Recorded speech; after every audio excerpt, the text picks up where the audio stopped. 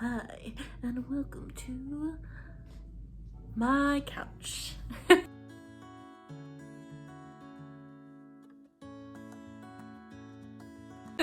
We're not in the cat cave today because I don't feel like filming there. The lighting here, unless I raise my hands up like this.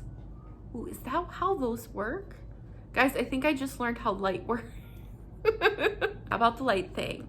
If I raise my hands up, I realize that the light filters in and filters onto my face. So I'm not gonna hold it up here the whole time because then my arms will fall asleep, but like, look at how fantastic I look with that. Ah! Guys, I didn't take drugs.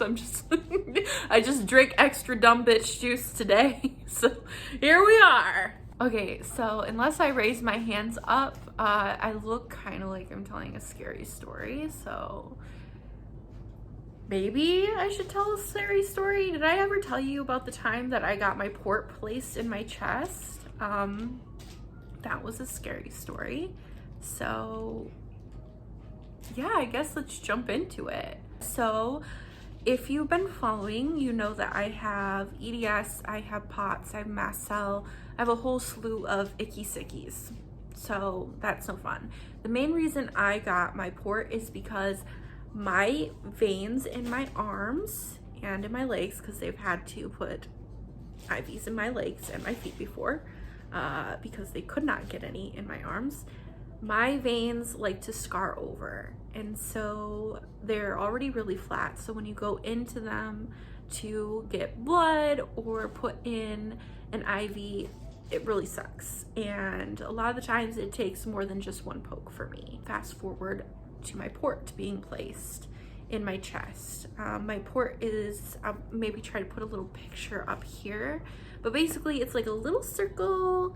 In the center is like a little soft thing, and then it's got little nubbies, and then it's got my scar up above it. And in between those nubbies, they take, like, usually it looks like this, and it's a 3/4, and they in my chest, and then that's how I get fluids, medicines, all sorts of stuff. Basically, then I got to see my doctor in Cincinnati, and he was like, oh no, I don't know why you haven't had one yet. And I was like, oh, well, because this and this. Anyway, so we started by just doing regular infusions until we were able to get the port in, which helped me immensely. But because of my vein scarring, it takes 5 or 6 pokes before I am able to even get anything. So I mean, they were poking and stabbing my arms, and because I have EDS, I don't heal very well. I go in thinking everything is going okay. This was March 2021. I go in, I'm ready to do this. I know what they need to do. I know what it's gonna look like. I know the healing is gonna suck butt, but I need it. They started by sticking me in the arm, and I thought it was really weird because they did it only once. And after a little while, I noticed that my dropper from the saline was not dropping, and I looked down at my arm and I had like a bubble, and my brain instantly went, oh no, something is very wrong. And so called the nurse. I told the nurse, I said, hey, something's wrong with this. It should not be bubbling up like that. Like, what is happening?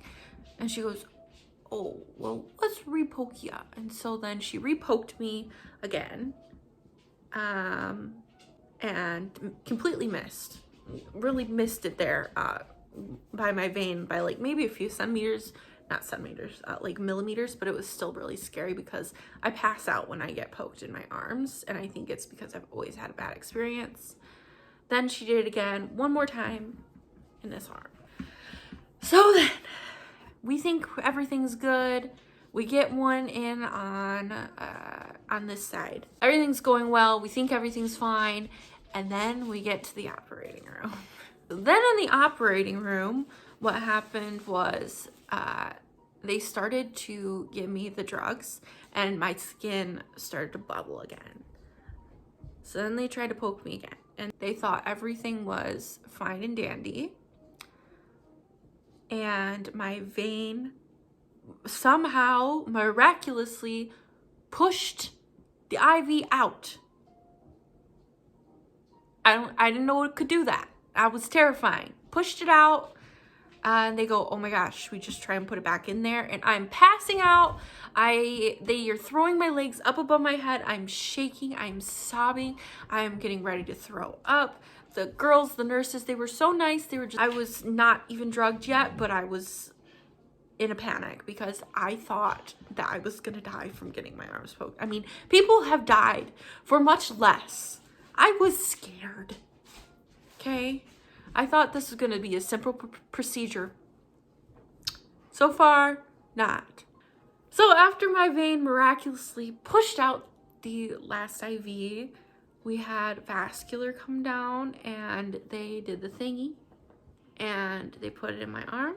They thought it was good, but they missed. So they couldn't push anything.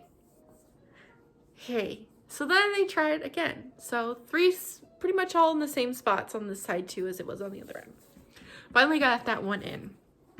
And not even like 30 seconds later, they were like, have good sleep. Then I awoke, and I was in so much pain. And I mean, like, I've had abdominal surgery before. I've had surgery on the back of my head. I've had, you know, your wisdom teeth surgery. And, but yeah, I woke up and I was like, oh, my heart hurts. And I'm like thinking I'm gonna die. Because I'm in so much pain. For some reason, I'm thinking like it's infected, blah, blah, blah. But I am high. I am so high on whatever medicine they put in my body that while I am in pain, and something that I was told that I always do is I always ask the nurses what Harry Potter house they are in, and none of them can answer me, but I'm pretty sure they're probably all Ravenclaws. Just saying. Yeah. So anyway, I'm a Hufflepuff, and I just like to get to know people. So I guess what I do when I'm drugged is ask people what their Hogwarts house is. Actually, if you know what your Hogwarts house is, drop it down below because I'm curious who watches me. Anyway, the pain was not tolerable, and all they gave me for the pain was Tylenol. And all my chronic illness peeps, you know my pain when I say all they told me to take and all they gave me was extra strength Tylenol.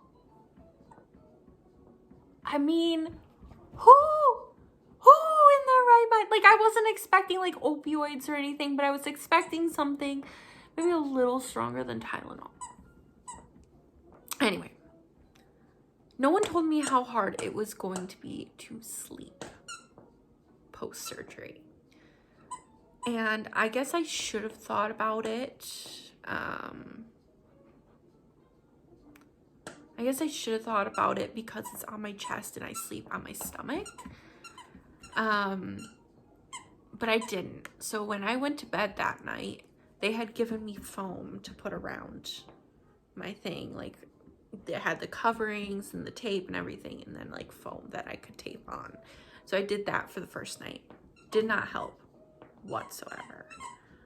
So what I did was I looked online and tried to find out what to do. And a group of friends that were in a support group with me on Facebook told me that I should get a like a pillow that they use for people with feeding tubes, because it's like a pillow with a hole in it, and I guess that helps.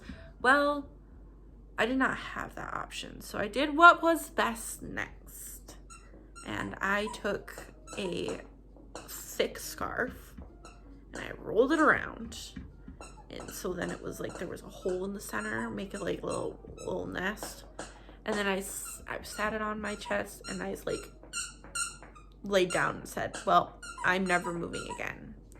When I tell you the next day after surgery, I woke up and everything was fine, but I was also in a lot of pain. Yeah, I couldn't move this arm. at all. I couldn't move my neck.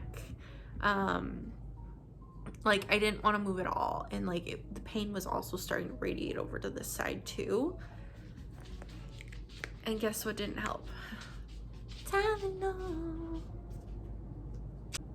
So it went really slow, the healing process. Maybe about 2 weeks before I actually saw any like healed results.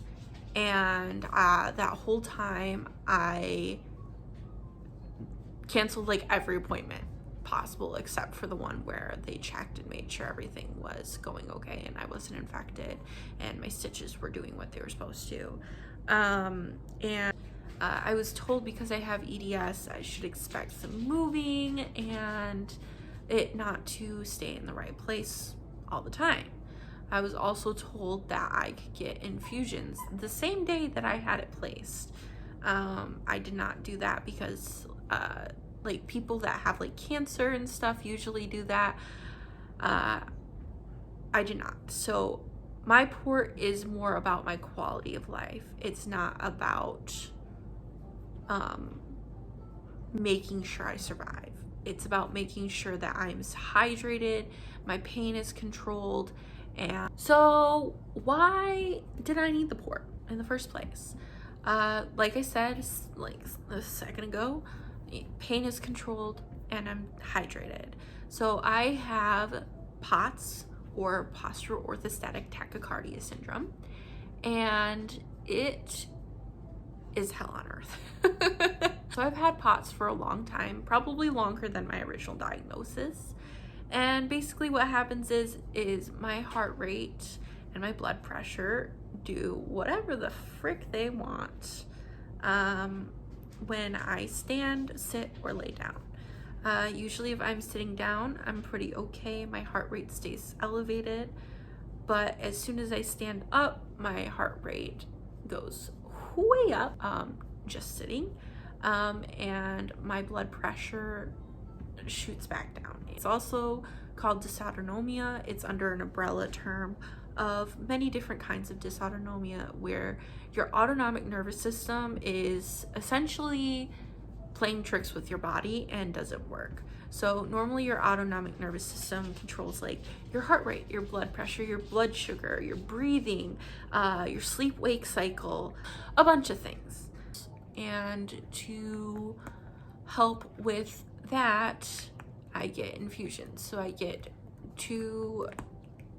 like 2,000 liters of fluid twice a week, and that's supposed to help with red blood cell growth. And so it helps keep me from passing out, because I did that a lot and I still do, it's just not as bad. And I also know to get on the ground before I pass out. It's also helped with blood draws. So they pull my blood so then they can look at my blood. They take my blood and they can just pull it right out of here from my chest when they go to access it. They've also given me stuff for infections before. Never had an infection on my port per se, but I do have some skin infections that come up every once in a while. Then they've also done pain medication through here before, one time I was doing really, really bad. Anyway, I hope you liked that story. I hope it wasn't too boring. I had something else planned for this week, but I decided to nix that and wait to share that news a little later when it doesn't make me so sad. So if you like this video, if you want to see more videos of mine, please join the cat army. I guess is what I'm gonna call it today. Like, subscribe, comment your Hogwarts house, and I will see you next time.